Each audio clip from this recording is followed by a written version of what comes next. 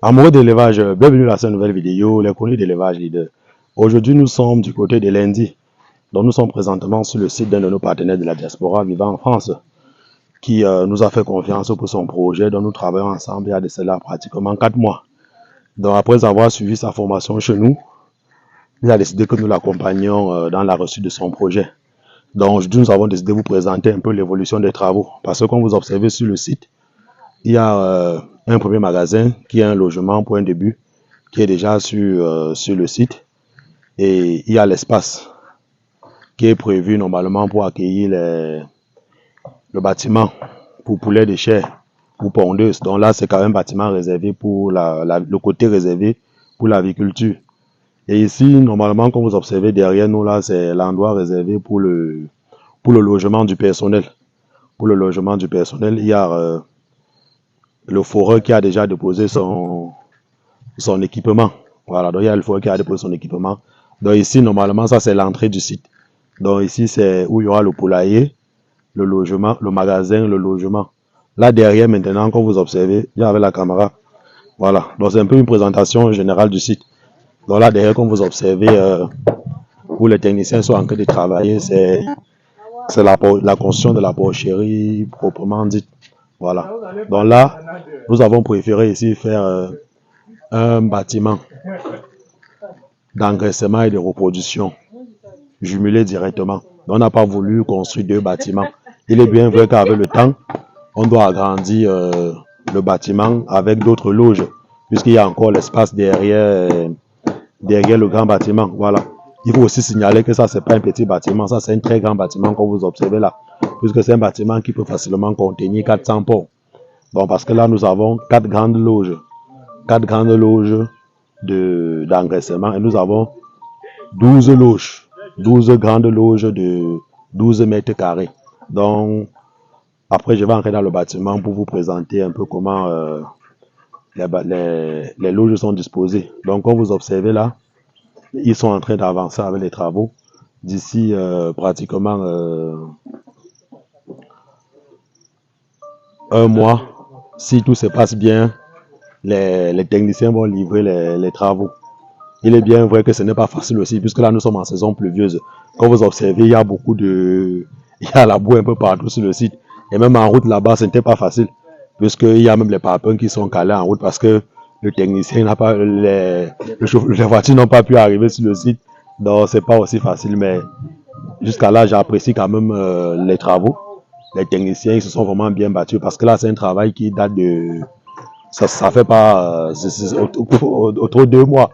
Voilà, autour de 2 mois. Si nous sommes déjà à ce niveau, ça veut dire que les travaux avancent bien. Ça veut dire que si tout se passe bien, d'ici pratiquement autour de 2 mois, il peut avoir les bêtes à l'intérieur. S'il est déjà bien prêt. Voilà. Voilà. Ça veut dire que ce qui va rester après là maintenant, c'est la charpente, le sol et la plomberie surtout. Voilà. Et tout sera OK. Voilà. Voilà, donc nous sommes présentement comme ça sur le site. Donc nous sommes avec le chef des travaux. Donc ça c'est la porcherie qui est en construction ici du côté de Lundi. Donc là c'est un bâtiment de 4 loges d'engraissement, 4 grandes loges d'engraissement et 12 loges de reproduction. Donc c'est un bâtiment en deux. Donc on a préféré une fois additionner les deux. Donc nous sommes là maintenant pour les finitions. Parce que généralement, on peut bien faire comme c'est bien fait là. Et au niveau des finitions, on gâte encore presque tout. Voilà. Donc nous allons plus travailler au niveau de l'intérieur. Parce que là, maintenant, on va plus travailler au niveau des évacuations. Parce que généralement, on construit le bâtiment comme ça et après, c'est au niveau des évacuations qu'on a beaucoup de problèmes. Donc ici, principalement, on a deux hypothèses. On a deux hypothèses. Quand on doit venir avec le plombier, on doit prendre l'hypothèse qui est la meilleure. Donc, comme on disait là, c'est mieux qu'on entre alors pour mieux expliquer ça. Est-ce que tu as Il y a la boue ici. Hein. Vous voyez, je passe de l'autre côté. Coupe mon petit.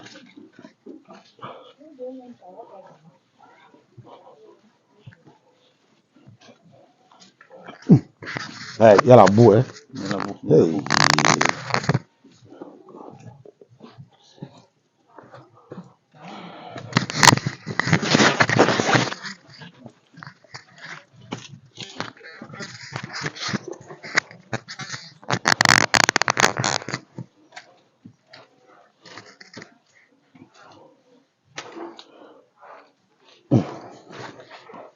Tu as lancé là. Tu n'es pas coupé. On dit que coupe, tu ne coupes pas. Donc tous les tours qu'on faisait là, arrête, coupe d'abord. Voilà. Donc ça c'est la loge d'engraissement. Donc nous avons comme ça 4 loges d'engraissement. Voilà. Et une loge comme ça peut prendre facilement 50 pots. Donc 50 pots aussi, donc en fonction de l'évolution, lorsqu'elles ont pratiquement déjà dans les 60 ou 60, 80, 100, on peut déjà les sortir. Voilà. Donc comme je disais, ce qu'on doit plus travailler, c'est l'évacuation. Donc on doit réfléchir pour voir ce qui doit être facile aussi pour la gestion en fonction du site aussi. Donc comme on disait, la première hypothèse, c'est que on peut mettre d'abord deux évacuations là. Comme la loge est grande, on se comprend, non? C'est-à-dire qu'ici, la pente, normalement, vient comme ça. Quand la pente vient comme ça, il y a les évacuations là. Ça passe en bas de la rigole, de la véranda qu'on doit faire dehors. Et en bas de la véranda, ça sort dans la rigole. Donc, ce qui fait que quand il finit de travailler maintenant ici, il prend encore une raclette maintenant avec son tuyau, il nettoie. On se comprend, non? Ça, c'est la première hypothèse. Et la deuxième hypothèse, comme je disais, c'est que on peut plutôt ramener la pente de ce côté. Oui. Donc, on ramène la pente de ce côté. Quand on ramène la pente de ce côté, on met les évacuations là. Ça, à l'aide de maintenant des gros tuyaux là, des gros de 130 là, ça passe maintenant. Et ça rejoint l'autre là et ça sort de l'autre côté. Donc, je pense que sur le site-ci, c'est le système-ci qui est plus meilleur. Oui, qui est meilleur. Oui. Le système-ci qui est meilleur. Je pense que c'est ce qu'on va faire. Oui. Ça veut dire qu'on va venir avec le plombier, c'est où on va décider comment on va, ce qu'on doit faire. Il faut qu'on l'explique bien. Parce qu'on peut bien construire le bâtiment comme ça, mais au niveau des finitions, maintenant, on rate, voilà.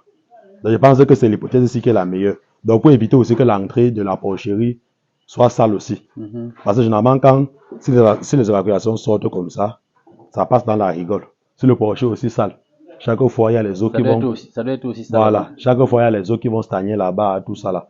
Donc, pour éviter justement ça, là-bas, on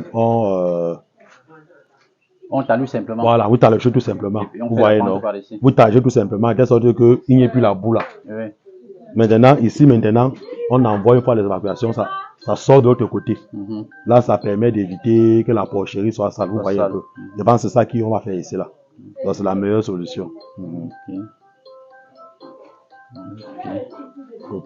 Donc, comme vous pouvez observer là, le bâtiment, le premier côté qu'on vous observez en vidéo, ce sont les loges de reproduction et qui peuvent être aussi utilisées pour l'engraissement.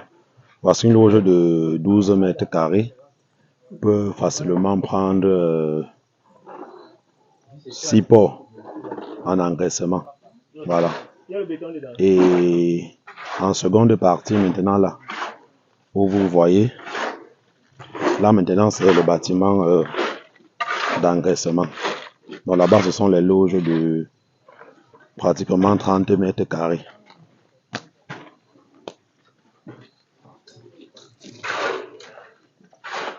Et ce que vous pouvez aussi remarquer sur le bâtiment, c'est la manière avec laquelle le bâtiment a été construit.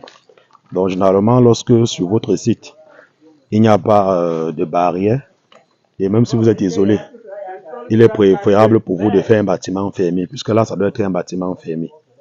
Donc, comme vous voyez là, sur la petite espace, sur l'espace qui reste là, on doit mettre les grillages, et vous voyez là, c'est fermé. Voilà. Dans le bâtiment, lui, il a deux portes. Une porte à l'entrée et une autre porte à la sortie. Donc, comme vous pouvez observer avec nous, d'ici maxi un mois, si tout se passe bien, le chantier sera livré. Voilà. Donc là, nous sommes au niveau du couloir de passage. Voilà. Il y a beaucoup de boue parce que nous sommes en saison pluvieuse. Donc, comme vous observez avec moi, le bâtiment, normalement, respecte les normes zootechniques. Voilà.